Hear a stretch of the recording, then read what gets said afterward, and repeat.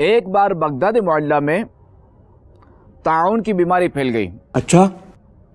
اور لوگ جو ہے وہ دھرا دھر مرنے لگے. دھرا دھر منہ سے سپاری نکال کے بات کر رہے بابا. لوگوں نے حضور شیخ عبد القادر جیلانی رضی اللہ تعالیٰ عنہ، جنہیں غوث اعظم بھی کہتے ہیں، جو کہ غوث اعظم بھی ہیں، تو لوگوں نے ان کی خدمت میں اس مصیبت سے نجات دلانے کے لیے درخواست پیش کی، عرض کی.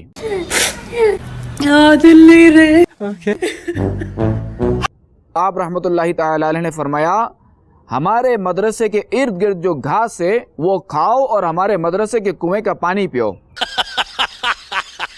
جو ایسا کرے گا وہ انشاءاللہ عز و جل ہر مرض سے شفا پائے گا. اور میرے پھدے بھائی کوئی نئی ویڈیو دکھا دے، کوئی نئی سٹوری سنا دے. پہلے ابا حضور نے یہی سٹوری سنائی، پھر وہ تمہارا جو سانڈ ہے عمران اطاری اس نے بھی یہی سٹوری سنائی، اب اس کے بعد رہ گئے تم نے بھی یہ سنانا شروع کر دی. کوئی اور سٹوری نہیں ہے تمہارے پاس؟ کیونکہ تمہارا تو کام ہے نا کہانیاں بنانا، کہانیاں سنانا اور اپنے عجیب و غریب لوگوں کے ساتھ اتنے لمبے لمبے چھوٹے چھوٹے القابات لگانا.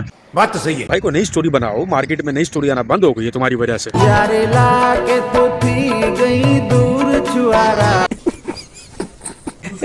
کبھی لائی مت بٹانا. بدیع الدین رحمت اللہ تعالی علیہ ارشاد فرماتے ہیں کہ ایک مرتبہ میں بغداد آیا تو لوگوں کو غوث پاک رضی اللہ تعالی عنہ کی تعریف میں مصروف دیکھا. میں نے اپنے دل میں سوچا کہ جس ہستی کے اتنے اوصاف بیان کیے جاتے ہیں تو ضرور ان کو میرے دل کا حال معلوم ہو جائے گا. میں نے ایسا کب کہا تھا؟ چنانچہ میرے دل میں سوچا کہ جب میں حاضر ہوں گا تو آپ منہ پھیر لیں گے، سمجھ رہے ہو، اور اپنے خادم کو حکم دیں گے کہ ایک گچھا کھجوروں کا اور 2 دانگ پیاز لے کر آؤ، اور اس میں ذرہ برابر کمی نہیں ہونی چاہیے. جب خادم یہ چیزیں لے کر آئے گا تو آپ مجھے ایک مخصوص لباس پہنائیں گے اور میرے سوال سے قبل ہی اس کا جواب دے دیں گے. یہ سب کچھ سوچنے کے بعد جب میں آپ رضی اللہ تعالی عنہ کے مدرسے میں حاضر ہوا تو آپ محراب میں تشریف فرماتے. آپ نے مجھے کچھ ایسی نظروں سے دیکھا کہ میں سمجھ گیا کہ یقیناً میرے دل کا حال آپ رضی اللہ تعالی عنہ پر روشن ہو گیا. آجا میری ککڑی، آجا میری ککڑی. لہذا آپ نے میرے تصور کے مطابق منہ پھیر لیا اور خادم سے فرمایا جاؤ ایک گچھا کھجور اور 2 دانگ پیاز لے آؤ اور اس میں ذرہ برابر کمی نہ ہو. پھر آپ رضی اللہ تعالی عنہ کا خادم ایک مخصوص لباس جس کو تاقیہ کہتے ہیں لے کر آیا، جس پہ کھجوروں کا ایک گچھا بندھا ہوا تھا. پھر 2 دانگ پیاز بھی لے کر آ گیا، اور پھر جب وہ لباس مجھ کو پہنایا جا چکا تو آپ نے فرمایا اے صاحبزادے تمہارے دل میں یہی سب کچھ تو تھا. اس واقعے کے بعد میں نے آپ رضی اللہ تعالی عنہ کی خدمت ہی اختیار کر لی اور علم حاصل کرنے میں مشغول ہو گیا. جی کبھی لائی مت بٹانا. ہمیں تو یہ پتا تھا کہ دل کا حال تو اللہ جانتا ہوتا ہے، ادھر دل کا حال غوث پاک جانتے ہیں. مجھے ایک چیز کا جواب دو، نبی پاک صلی اللہ علیہ وآلہ وسلم نے کبھی کسی صحابی کے دل کا حال اس کو بتایا؟ کیونکہ اگر آپ غیب جانتے ہوتے، دل کا حال جانتے ہوتے، تو ایک صحابہ آپ کا فوت ہوا، وہ جو کہ آپ کا غلام تھا، مدم اس کا نام تھا، اس کو ایک نامعلوم تیر لگا جنگ کے اندر، وہ فوت ہو گیا. تمام صحابہ نے شور مچانا شروع کر دیا کہ نبی کا ہر صحابی جنتی. تو اللہ تعالیٰ کے نبی نے کیا فرمایا کہ تم اس کو جنتی جنتی کہہ رہے ہو؟ مجھے اللہ تعالیٰ نے دکھایا اس نے ایک مال غنیمت سے چادر چرائی تھی، اللہ تعالیٰ نے وہ دوزخ کی آگ کی کر کے اس کے اوپر ڈال دی ہے. اب اللہ تعالیٰ نے ان کو دکھایا بقول نبی پاک صلی اللہ علیہ وآلہ وسلم کے، ادھر غوث پاک کو جو ہے وہ غیب خود بخود دکھ جاتا ہے. تم ثابت کیا کرنا چاہتے ہو؟ مطلب کیا ہے غوث پاک؟ پھر تم اور تمہارے جو ہے وہ مرید شور مچاتے ہیں کہ ہم سے زیادہ جو ہے وہ دین کو پہچانتا کوئی نہیں ہے، دین کی تبلیغ ہم سے زیادہ کوئی کرتا نہیں ہے، نبی کی سنتوں کا ہم پاس رکھتے ہیں، نبی کی حدیثوں کا ہم پاس رکھتے ہیں. مجھے ایسے ایسے کمنٹس آتے ہیں، وہ کہتے ہیں کہ تمہیں تو دین کا ٹکے برابر علم نہیں ہے. باپ الیاس قادری یا ان کا وہ جو پھدا بیٹا ہے عبید رضا، جو بھی بات کرتا ہے نا خالص دین کی کرتا ہے، حدیثیں پڑھ کے کرتا ہے، قرآن کا ترجمہ کرتے ہوتے ہیں، فضول بکواس وہ نہیں کرتے ہوتے. میرے بھائی یہ اگر فضول بکواس نہیں تو اور کیا ہے؟ یہ آپ نے مجھے کمنٹ میں ضرور بتانا. میں صرف یہ کہوں گا، بعض لوگ نا یہاں یہ بھی اعتراض کرتے ہیں امیر اہل سنت پڑھے کہاں سے ہیں؟ میں کہا جی تیرے پڑھے آدھا اے حال ہے نا تے اسی پھر نہ پڑھے ہی چنگے ہیں. چلو کم سے کم یہ بات طے ہو گئی کہ اس بندے نے مان لیا کہ یہ اور اس کے باپ الیاس قادری اور جتنے بھی یہ کہانی باز مولوی ہیں یہ پڑھے لکھے نہیں ہیں. یہ اب اس بندے نے خود مان لیا. بہت بہت شکریہ. ابھی اور آگے چلتے ہیں. یہ جو صورتحال حضرت کی اس وقت ماتمی صورتحال بنی ہوئی ہے توجہ نہیں فرما رہے آپ حضرات. ماتمی صورتحال، حالانکہ ابھی محرم بہت دور ہے، سمجھ آ رہی ہے نا، لیکن ان کا کوئی موسم نہیں ہوتا. جب بھی عقیدے پر اچھا کام ہو جائے تکلیفیں شروع ہو جاتی ہیں. تو یہ ایسے مفتی نہیں ہوتے. یہ عقیدے پہ اچھا کام ہے. باہر کے جتنے بھی اوورسیز مسلمز ہیں ان سے آپ نے مسجدیں بنانے کے لیے چندے لیے، پھر آپ نے ان پیسوں سے کچھ جگہیں لی، مزید ان کو بہتر سے بہتر بنانے کے لیے وہاں کے جو ہندو لوگ تھے، وہاں کے جو عیسائی لوگ تھے، یہودی لوگ تھے، ان سے آپ نے کروڑوں روپے آپ نے سود کی شکل میں قرض لیا تاکہ آپ اچھی سے اچھی مسجد بنا سکیں. اب مجھے آپ یہ بتائیے گا کہ یہ لوگ تو یہ کہتے ہیں کہ غیر مسلم کو آپ اپنا جو جانور ذبح کرتے ہیں نا قربانی والے دن، وہ گوشت مانگنے آپ کے دروازے پر آ جائے، آپ اس کو وہ نہیں دے سکتے، اور ان سے مسجد کے لیے چندہ لے سکتے ہیں، وہ حلال ہے. ان سے سود پہ قرض لے سکتے ہیں اور اس قرض لیے ہوئے پیسوں کی مسجد بنا سکتے ہیں، وہ حلال ہے.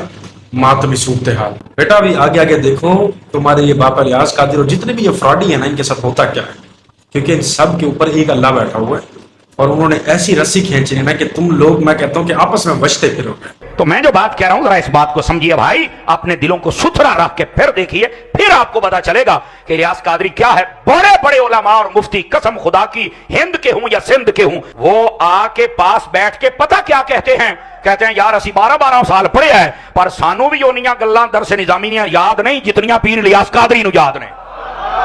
کہانی باز سے اور ایکسپیکٹ ہی کیا جا سکتا ہے. اب جو بندہ ساری زندگی کہانیوں میں رہا ہو، جن کے آبا و اجداد نے ان کو کہانیاں سنائی ہو، نسل در نسل کہانیاں سنتا رہا ہو، اس بندے کو کوئی کہانی بھولے گی؟ کبھی بھی نہیں. اب ریاض قادری کے بارے میں اس معاملے میں میرا دل بڑا صاف ہے کہ ان سے بڑا کوئی کہانی باز نہیں ہے، اور ان کے جتنے مرید ہیں وہ سب کے سب سے بڑے کہانی باز ہیں. سمجھ آ رہی ہے؟ یہ اعلیٰ حضرت نے فتح رضیہ شریف میں لکھا. ایک بندے نے پوچھا حضور ہمارے یہاں ایک عالم ہے، ایک بندہ ہے، اس سے جب بھی کوئی مسئلہ پوچھو صحیح بتاتا ہے، بظاہر وہ کہیں سے فارغ نہیں ہے تو مسئلہ صحیح بتاتا ہے، تو کیا ہم اس کے مسئلے پر اعتماد کر لیں؟ اعلیٰ حضرت تو اعلیٰ حضرت تھے نا. اب اعلیٰ حضرت کون؟ اعلیٰ حضرت وہ شخص جس نے بازار میں آنے والی عورتوں کو دیکھ کے اپنی قمیض جو ہے وہ اٹھا کے اپنے ہاتھوں پہ رکھ لی، نیچے شلوار پہنی نہیں ہوئی تھی، اور اپنا سارا کچھ جو ہے وہ سامان وغیرہ ان عورتوں کو دکھا رہے، اور بعد میں انہی عورتوں پہ تہمت لگائی کہ تم بازار ہو. اور یہ اسی میراثی مفتی نے جو ہے وہ ایکسپوز کی ہے. کرنے تو چلا تھا تعریف، لیکن بیچارے کے منہ سے جو ہے نا وہ سچ نکل گیا. مزید اعلیٰ حضرت کون ہے؟ کہانیاں لکھنے والے. ریاض قادری کون ہے؟ کہانیاں پڑھنے والے. ان دونوں سے بڑا کوئی اور ہو ہی نہیں سکتا. اعلیٰ حضرت صاحب رحمۃ اللہ علیہ نے جواب جو دیا وہ یہ تھا، لب لباب عرض کر رہا ہوں، فرمایا بہت سارے ایسے ہیں جن کے پاس سند ہے، پڑھنی سند بھی نہیں آتی. بہت سارے ایسے ہیں سند ہے لیکن ان کو عبارت بھی نہیں پڑھنی آتی، سند ہے پتہ ہی نہیں ہے، اصل درسیات بھی پوری نہیں پڑھی، جائے کے مطالعہ کرے اور پھر علم میں رسوخ حاصل کرے. فرمایا اعلیٰ حضرت کا حسن ضم دیکھیے، توجہ، کہتے ہیں مجھے لگتا ہے جس کی آپ بات کر رہے ہیں وہ اگرچہ مدرسے میں بیٹھ کر نہیں پڑھا لیکن وہ کسی عالم کے پاس بیٹھتا ضرور رہا ہے، وہ کسی راسخ عالم کے پاس بیٹھتا ضرور رہا ہے. تو اور آپ نے فرمایا یہی تو علم حاصل کرنے کا طریقہ ہوتا ہے. اچھا، اسی لکڑی کے بندر سے میرا ایک سوال ہے، آپ ذرا مجھے نا 1 منٹ سوچ کے جواب دیجیے گا کہ اگر اس بندے نے اپنے دل کا جو ہے وہ آپریشن کروانا ہے، اپنا بائی پاس کروانا ہے یا اپنے دماغ کی سرجری کروانی ہے، تو اس کے سامنے 2 ڈاکٹر رکھے جاتے ہیں. پہلا وہ ہوتا ہے جو کہ ہائر کوالیفائڈ ہوتا ہے، پڑھا ہوتا ہے، ڈگری یافتہ ہوتا ہے اور اس نے کافی ایکسپیرینسز جو ہے وہ کیے ہوتے ہیں. دوسرا بندہ وہ ہے جو کہ صرف ڈاکٹروں کی صحبت میں بیٹھا ہے، لوکنگ لائک وارڈ بوائے، یا اس کے ساتھ کوئی ڈسپینسر ہو گیا، چھوٹا موٹا کوئی بھی بندہ، یا سوئپر، یا ڈاکٹر کا کہنے کہ کوئی خاصم خاص دوست یار جو کہ صرف ڈاکٹروں کی صحبت میں بیٹھا رہ گیا ہے، جب سرجری ہو رہی ہوتی تھی تب بھی وہ بیٹھا رہ گیا. تو کیا یہ اس بندے سے اپنے دل کا یا دماغ کا آپریشن کروا لے گا؟ صرف اس سوال کا مجھے آپ نے جواب دینا. نہیں کروائے گا. کیوں نہیں کروائے گا؟ کیونکہ وہاں زندگی اور موت کا فیصلہ ہے. کیونکہ اس کو پتہ ہے کہ وہاں ہلکی سی کوئی چیز اوپر نیچے ہوئی تو ظاہر ہے فوٹے لینے لگ جاؤں گا. لیکن یہ جو دین کے ساتھ مذاق ہوتا پھر رہا ہے کہ ایسے بندے کو تم نے پیر، ولی، کامل اور پتہ نہیں کیا کچھ بنا لیا، جو اول ترین جاہل انسان ہے، جو خود بتاتا پھرتا کہ مجھے ٹکے برابر کسی چیز کا علم نہیں ہے، بس میں صحبت میں بیٹھا ہوں اور وہاں سے جو ہے وہ مجھے علم حاصل ہو گیا. تو بس میرا اس چیز کا جو ہے وہ جواب یہ بندہ دے دے. یا آپ لوگ جو ویڈیو میری دیکھ رہے ہیں تو کمنٹ میں مجھے آپ نے ضرور بتانا ہے، کیا آپ لوگ جو ایسے لوگوں کے لاڑے لگتے ہیں، ان کے پیچھے چلتے ہیں، ان کی باتیں مانتے ہیں، کیا آپ لوگ ایسے بندے سے آپریشن کروانا چاہیں گے جو صرف ڈاکٹروں کی صحبت میں بیٹھا ہے، یا ڈسپینسر ہے چھوٹا موٹا، یا پھر سوئپر ہے؟ مجھے آپ نے یہ ضرور بتانا ہے. نہیں بیٹھ سکتے تو پھر دین کے ساتھ اتنا بڑا بلنڈر کیوں کیا جا رہا ہے؟ جہاں ہمیشہ کی زندگی ہے تو آپ یہ سوچیں کہ وہاں ہمیشہ کی دوزخ بھی ہے.